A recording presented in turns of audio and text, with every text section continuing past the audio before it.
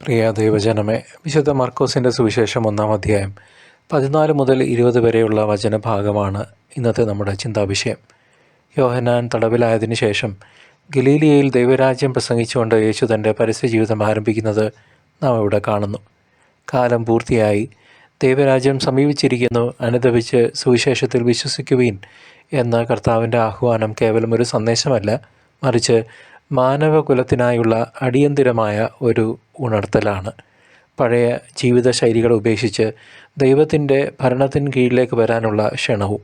അനുതാപം എന്നാൽ വെറും ഒരു പശ്ചാത്താപമല്ല, മറിച്ച് ചിന്താഗതിയിലും പ്രവൃത്തിയിലും ഉണ്ടാകേണ്ട സമൂലമായ മാറ്റമാണ്.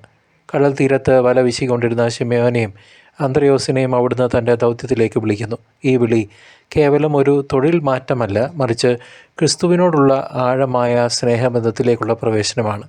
മനുഷ്യരെ പിടിക്കുന്നവരാകാൻ അവരെ യേശു ക്ഷണിക്കുമ്പോൾ അവർ തങ്ങളുടെ ഉപജീവന മാർഗമായ വലകളും വഞ്ചിയും ഉപേക്ഷിക്കുന്നു.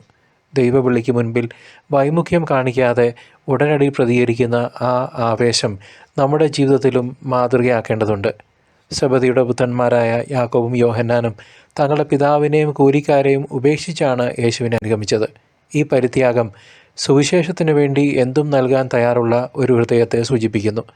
നമ്മുടെ അനുദിന ജീവിതത്തിലെ സുരക്ഷിതത്വ മേഖലകളിൽ നിന്നും സ്വാർത്ഥ താൽപ്പര്യങ്ങളിൽ നിന്നും പുറത്തു കടന്നാൽ മാത്രമേ നമുക്ക് ക്രിസ്തുവിൻ്റെ യഥാർത്ഥ ശിഷ്യരാകാൻ സാധിക്കൂ. പ്രിയ സഹോദര സഹോദരി, ദൈവരാജ്യത്തിൻ്റെ സുവിശേഷം എന്നത് ക്രിസ്തു തന്നെയാണെന്നും അവിടുത്തെ സ്വീകരിക്കുന്നതാണ് പരമമായ ജ്ഞാനമെന്നും ഈ വചനം നമ്മെ ഓർമ്മിപ്പിക്കുന്നു. സഭയുടെ പ്രബോധനങ്ങൾക്കനുസൃതമായി നമ്മുടെ ജീവിതം ഒരു നിരന്തരമായ പരിവർത്തനമാകണം.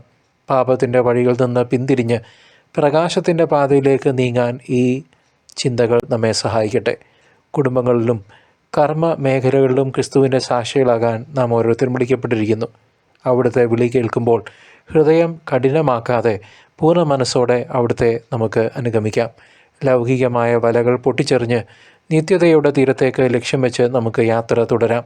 വിശ്വാസത്തിൻ്റെ ഈ തീർത്ഥാടനത്തിൽ ദൈവരാജ്യം നമ്മുടെ ഉള്ളിൽ തന്നെ വളരട്ടെ. ആമേൻ.